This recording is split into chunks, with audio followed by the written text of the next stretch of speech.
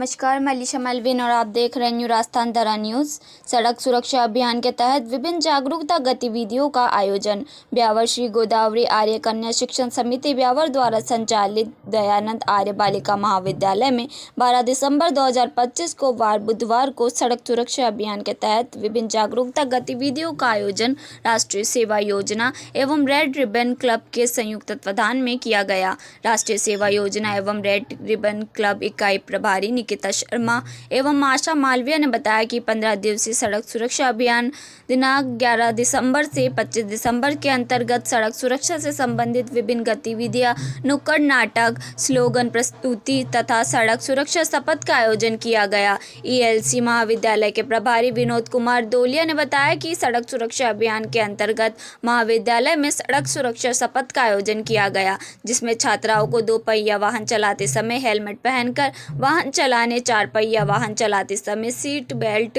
बांधकर रखना, नशे में वाहन का प्रयोग नहीं करना, सड़क पर अपनी दिशा में ही चलने, अत्यधिक तेज गति से वाहन नहीं चलाने, वाहन चलाते समय फोन का उपयोग नहीं करने आदि की शपथ दिलवाई गई। कार्यक्रम का संपूर्ण मार्गदर्शन महाविद्यालय प्राचार्य डॉक्टर शालू शर्मा द्वारा प्रदान किया गया। ब्यूरो रिपोर्ट कैलाश फुलवारी।